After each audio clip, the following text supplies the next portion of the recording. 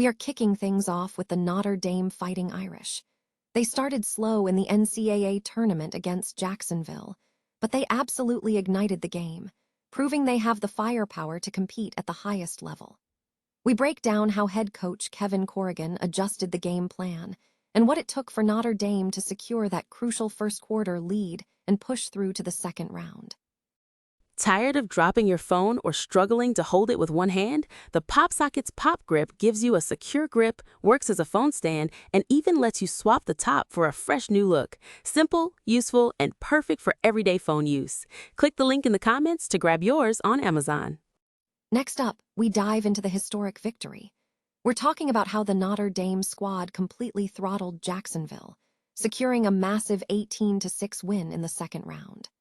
We'll examine the incredible offensive contributions from players like Luke Miller and Teddy Lally that led to 9 Irish players contributing to the scoring and making their first NCAA Tournament berth in program history.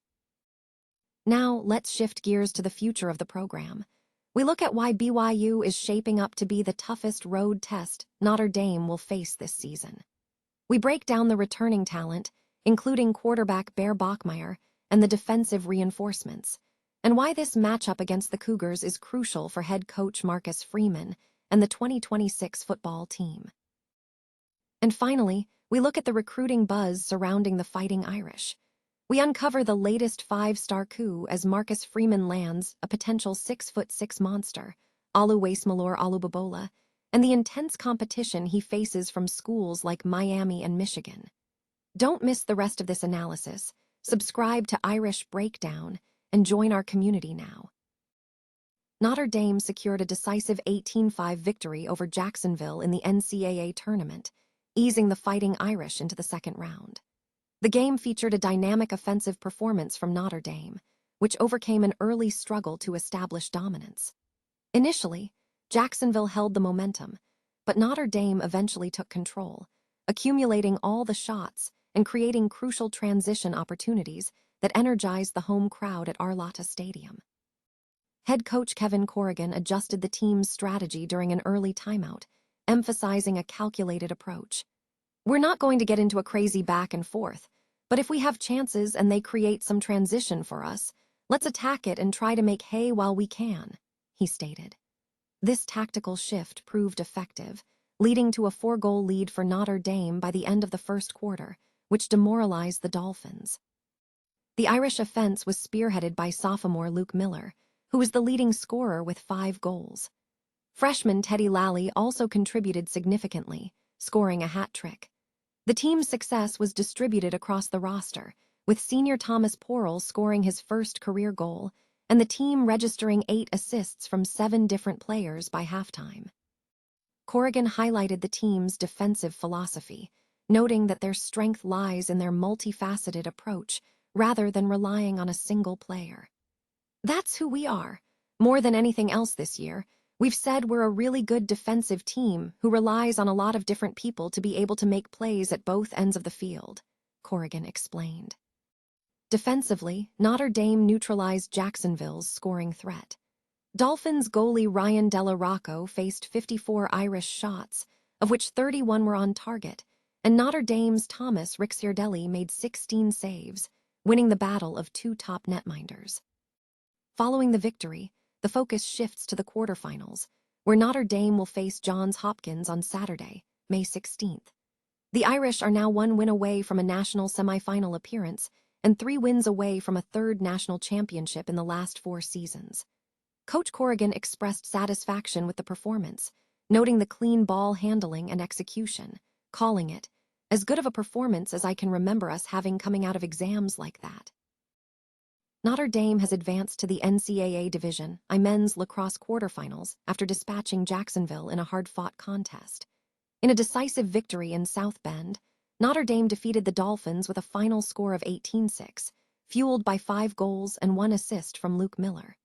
The offensive firepower was shared, with Matt Jeffrey contributing 2 goals and 3 assists, and Teddy Lally recording a hat trick. A total of 9 Irish players contributed to the scoring effort. Notre Dame, the number 2 seed, now faces Johns Hopkins in the quarterfinals. The Irish established an early lead, going into the halftime recess with a commanding 9-1 advantage. Jacksonville struggled to maintain momentum, only finding consecutive goals in the final 2 minutes of the game, courtesy of William Krupski and Dalen Johnhill. This marks a historic achievement for Jacksonville, as they secure their first NCAA Tournament berth in program history, following a victory over Robert Morris in a play-in game last week. For Notre Dame, this win brings their 4th consecutive appearance in the NCAA quarterfinals. BYU is poised to serve as a formidable road test for Notre Dame in the upcoming season, with many analysts considering it one of the toughest challenges the Irish will face. The consensus leans toward BYU being the premier test, especially given recent developments, including Texas Tech's offseason turbulence, which has cemented BYU as the conference favorite. Under head coach Kalani Sitake, the Cougars have demonstrated strong form, finishing with a 23-4 record over the last 2 seasons, with only 3 conference losses and a title game loss in the previous year. Buzz is mounting around Provo, suggesting the Cougars could realistically contend for a playoff spot.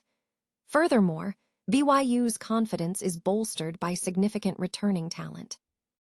Quarterback Bear Bachmeier returns alongside running back L.J. Martin, who is noted as one of the nation's top ball carriers, contributing significantly in previous seasons.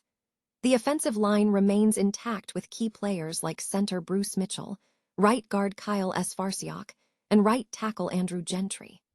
While there are adjustments concerning the receiving core, Joe Phillips is returning, and the team has integrated tight end Walker Leon. Defensively, BYU is bringing back 7 starters, headlined by safety Falatau Sachuala, who was a leading tackler last year. Cornerbacks Evan Johnson and Thurian Alexander III are also returning, alongside returning linebackers and defensive linemen, bolstered by the addition of transfer Cade Uluwave, a standout tackler from the Golden Bears. A significant factor complicating the matchup is timing. BYU's schedule leading up to the contest, including road games against Wisconsin, Rice, Michigan State, Purdue, North Carolina, and a home game against Stanford, represents the most challenging road environment the team has faced since their outing against Pitt in November 2025. This game is viewed as a crucial opportunity for head coach Marcus Freeman and the 2026 team to gauge their readiness before their subsequent slate begins.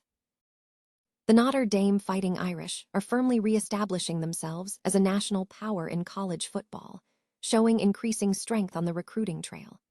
Marcus Freeman has assembled the 4th-ranked recruiting class for 2026, securing a 5-star edge rusher in Rodney Dunham alongside numerous 4-star talents, with 25 total commitments. Freeman has also made significant headway on the 2027 class, already securing commitments from 14 players. Adding to the buzz is speculation surrounding a potential major signing. Steve Wiltfong of On3 has predicted that Notre Dame could land 5-star offensive tackle Oluwasemalor Olubabola, projecting the Fighting Irish could edge out the Miami Hurricanes for the 6'6", 295-pound star. Olubabola would be the second 5-star recruit Freeman has landed between 2026 and 2027 and would be a premium signing. However, Notre Dame faces stiff competition, as Olubabola has received offers from 42 schools, including Florida, LSU, Miami, Michigan, Ohio State, Oregon, and Texas. Despite this, Olubabola appears to favor South Bend, shifting from earlier interest in Texas A&M. The decision now rests between Notre Dame and Miami.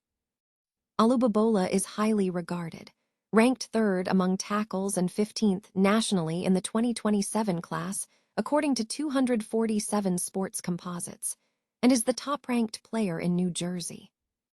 On the field, Notre Dame enters the 2026 season with a strong 10-2 record, culminating in a 10-game winning streak. The team declined to participate in a bowl game after being snubbed from the college football playoff the previous year. The Fighting Irish begin their 2026 campaign at home against Wisconsin on Sunday, September 6th, facing a relatively easy schedule, with only BYU and Miami being ranked at the end of the 2025 season.